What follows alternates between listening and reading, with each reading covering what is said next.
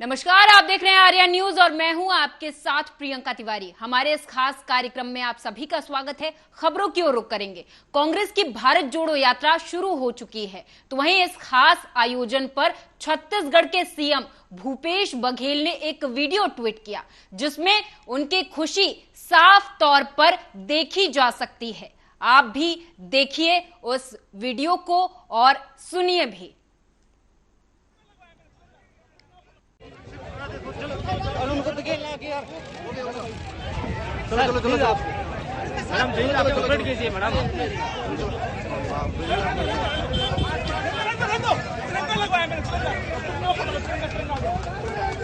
Madam please उनको तो खेलना है। एमपी में शिवराज सरकार पर पोषण घोटाले के आरोप लगे हैं। महिला और बाल विकास विभाग में एजी की रिपोर्ट गड़बड़ी का इशारा कर रही है। वहीं इस रिपोर्ट पर एमपी में सियासी भूचाल आ गया है। विभाग के मुखिया खुद सीएम शिवराज सिंह चौहान है, इसलिए उंगली उन्हीं की तरफ उठ रही है। सीएम अभी तक इस मसले पर चुप्पी साधे हुए थे। सरकार के दो कद्दावर मंत्री इस पर जवाब दे रहे थे। कथित घोटालों को लेकर जब दिल्ली से आम आदमी पार्टी के विधायक ने शिवराज सिंह चौहान को घेरा, तो उन्होंने चुप्पी तोड़ दी। चुप्पी तोड़ते हुए शिवराज सिंह चौहान ने केजरीवाल सरकार को लपेट लिया। सीएम ने कहा कि हां, अरविंद केजरीवाल और मनीष सिसोदिया ने तो 4 वर्षों से सीएजी की रिपोर्ट विधानसभा में पेश ही नहीं की।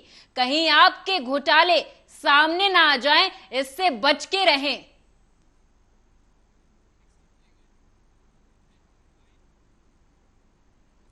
एमपी कांग्रेस ने एमपी महालेखाकार की महिला और बाल विकास विभाग में पोषणहार के तहत टेक होम राशन के उत्पादन, भंडारण, परिवहन और वितरण को लेकर अनियमितता को लेकर जारी गोपनीय रिपोर्ट पर शिवराज सरकार पर घोटाले का आरोप लगाया। इस पर चिकित्सा शिक्षा मंत्री विश्वास सारंग ने कहा कि ड्राफ्ट रिपोर्ट पर विभाग जवाब देगा, इसके बाद फाइनल रिपोर्ट तैयार होगी। सारंग ने ईजी की रिपोर्ट के बाद बाड़ी प्लांट को लेकर रिपोर्ट के बिंदुओं पर जवाब दिए। में लिपि की त्रुटि के कारण गलत दर्ज हो गए, जबकि सही मायने में जब हमने आरटीओ से भी जो निकलवाया है विभाग में, उसमें जो एक्चुअल नंबर है उसके रजिस्ट्रेशन भी यहां पर उपलब्ध हैं। वो 34 गाड़ियों के रजिस्ट्रेशन से भी ये सिद्ध होता है कि वो ट्रक ही थे और सही और पूरी तरह से सही परिवहन टीएचआर का हुआ है। इस विषय में कहीं भी कोई गड़बड़ी देखने को नहीं मिली है। एक विषय और सामने आया है जिसमें कि क्वालिटी को लेकर एक बात आ रही है। में लिपि की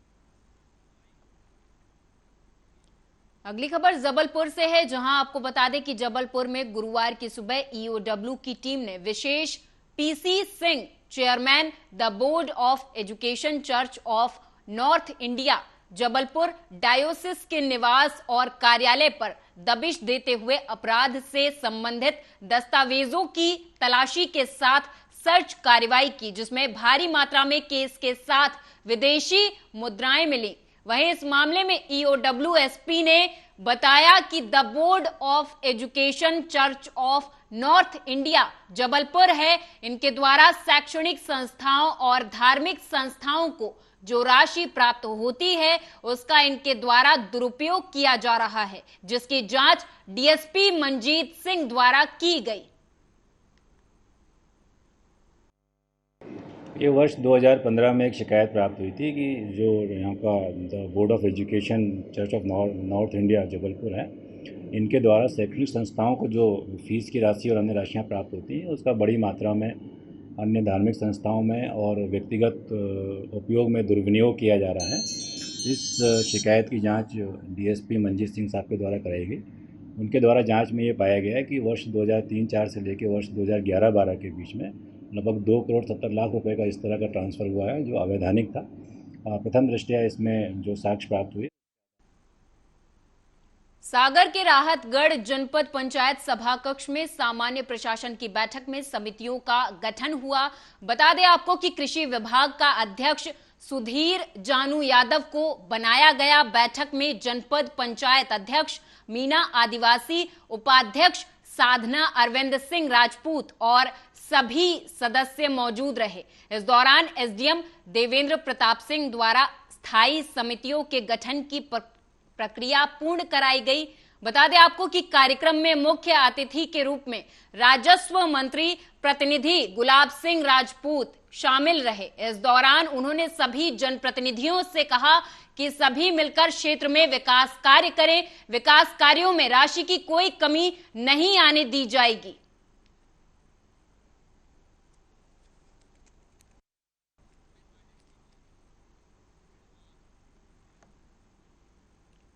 अगली खबर खरगोन से है। बता दें आपको कि खरगोन के करीमनगर स्थित बेस्ट बेकरी पर चली जिला प्रशासन की जेसीबी बुधवार को चली है। गत 2 सितंबर को बेकरी की जांच करने पहुंचे नायब तहसीलदार महेंद्र सिंह दांगी के साथ बेस्ट बेकरी के संचालक अमजद खान ने विवाद करते हुए अभद्रता की थी। बता दें आपको कि बुधवार को प्रशासन ने बेकरी के अवैध निर्माण पर जेसीबी चलाकर उसे जमींदोज कर दिया।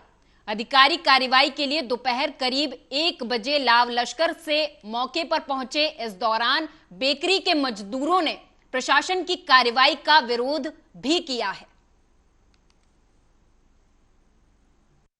देखिए, एक तो निर्माण अवैध था, दूसरा जो पॉल्यूशन बोर्ड के नॉर्म्स है उसका भी पालन नहीं किया जा रहा था, और तीसरा इन सारे अवैध काम के बाद भी वो जो व्यक्ति संचालक था वो आपराधिक प्रवृत्ति का था। तो इस बारे में स्पष्ट निर्देश है, उसने हर नियम का उल्लंघन किया, इसलिए अवैध निर्माण को हटाया गया। देखिए, एक तो निर्माण अवैध था, दूसरा जो पॉल्यूशन बोर्ड के नॉर्म्स है उसका भी पालन नहीं किया जा रहा था,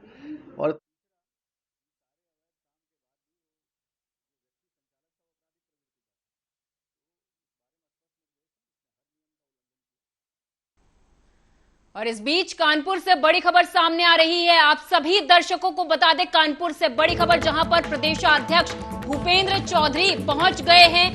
कानपुर सेंट्रल स्टेशन करीब 40 मिनट देरी से शताब्दी एक्सप्रेस पहुंची है। सैकड़ों कार्यकर्ताओं ने ढोल ताशों के साथ जमकर प्रदेशाध्यक्ष का स्वागत किया है। पूरे दिन कार्यक्रमों और बैठकों में शामिल होंगे प्रदेशाध्यक्ष भूपेंद्र चौधरी। विधानसभा अध्यक्ष, कानपुर सांसद और बीजेपी उपाध्यक्ष के निवास पर जाकर मुलाकात भी करेंगे प्रदेशाध्यक्ष भूपेंद्र चौधरी।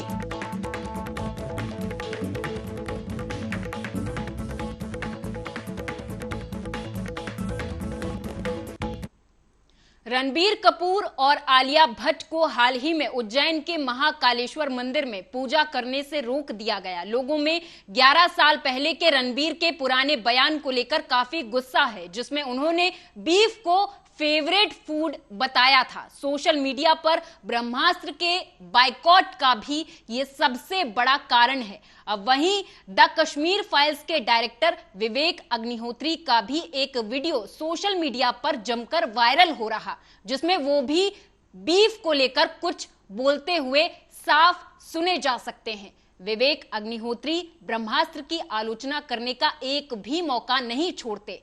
ऐसे में अब सोशल मीडिया पर एक वीडियो वायरल हो रहा, जिसमें वो बीफ को लेकर बातें कर रहे हैं। छोटी सी क्लिप में विवेक अग्निहोत्री ये कहते हुए सुने जा सकते हैं कि मैंने ये भी लिखा है कि सबसे अच्छा बीफ कहां मिलता है। मैंने बहुत सी चीजें लिखी हैं, मैं इसे तब भी खाता था, मैं इसे अब भी खाता हूं, इसमें कुछ भी नहीं बदला है। इसके अलावा रणबीर आलिया को लेकर उज्जैन में आक्रोश लगातार जारी है।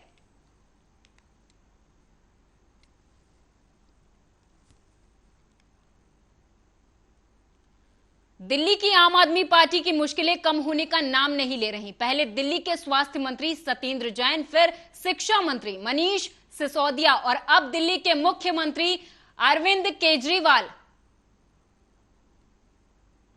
सामने आ गए हैं। बता दें आपको कि अरविंद केजरीवाल के खिलाफ मिली शिकायत पर एक्शन लेते हुए दिल्ली के उपराज्यपाल वीके सक्सेना ने मामले की जांच को मुख्य सचिव को भेज दिया है। उपराज्यपाल को भेजी गई शिकायत में किसी आदमी ने आरोप लगाया है कि दिल्ली सीएम ने अपनी पत्नी के माध्यम से बाजार भाव पर जमीन बेची और कागजों पर भाव कम दिखाया। उपराज्यपाल कार्यालय सूत्रों के हवाले से लोकायुक्त को मिली शिकायत में कहा गया है कि अरविंद केजरीवाल ने 3 प्लॉट 4.54 करोड़ रुपए में बेचे और कागजों पर 72.72 लाख रुपए कीमत दिखाई गई है।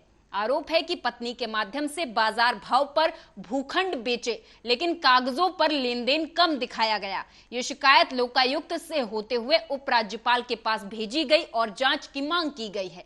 शिकायत में कहा गया है कि 25.93 लाख यानी 25,93,000 रुपए की स्टांप ड्यूटी का हेरफेर किया गया है।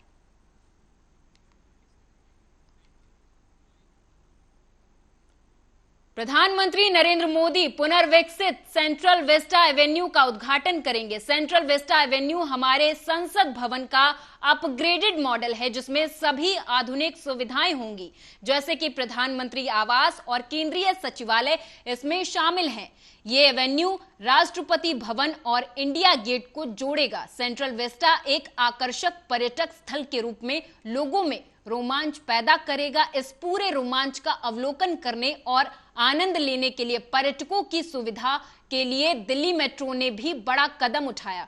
बता दें, दिल्ली मेट्रो ने ऐलान किया है कि सेंट्रल वेस्टा के उद्घाटन के बाद 9 सितंबर से इंडिया गेट या फिर सेंट्रल वेस्टा जाने वालों के लिए बस सेवा उपलब्ध कराई जाएगी। पर्यटक भैरो रोड से बसों में सवार हो सकते हैं। बता दें आपको कि मेट्रो के मुताबिक रूट पर 6 बसों का संचालन किया जाएगा। ये बसें शाम 5 बजे से आगंतुकों के लिए उपलब्ध होंगी और अंतिम पिकअप रात 9 बजे होगा।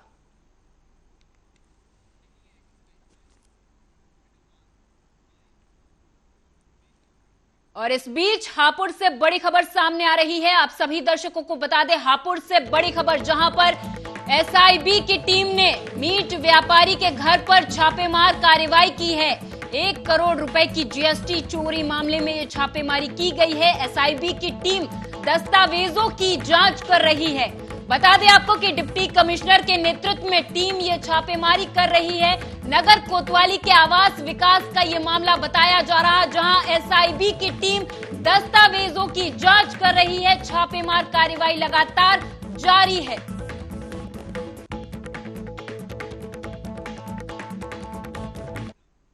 शिवगढ़ थाने की पुलिस चोरियों पर अंकुश लगाने में नाकामयाब साबित हो रही। बीती रात चोरों ने चोरी की घटना को अंजाम देकर नकदी सहित सोने चांदी के जेवरात पार कर दिए। सूचना पर पहुंची पुलिस ने जांच पड़ताल शुरू कर दी है। चोरी की घटना को अंजाम देकर 20,000 रुपए नगद सहित सोने चांदी के जेवरात बदमाशों ने पार कर दिए हैं। चोरी हुई। कब हुई चोरी? रात में। कल रात में? जी। अच्छा, तो आप लोग कहाँ थे? तो हम गए थे दवाई को। अच्छा, तो चोरी लमसम कितने बजे हुई है? 10 के 11 के बीच में। शाम 10 से 11 के बीच में? जी। आप लोगों को कैसे पता चला कि? जब वहाँ से आए तो हमारा दरवाजा मेन खुला था और सब घर में फैला था। घर पे कोई नहीं था? घर पे एक लड़का छत पर रहा, माता जी दरवाजे रहे। अच्छा, तो क्या क्या सामान गया है? सामान गए जो है कि पाजेब गए हैं, हाफ पेटी है, माला गले का है, नथुनी है, झुम।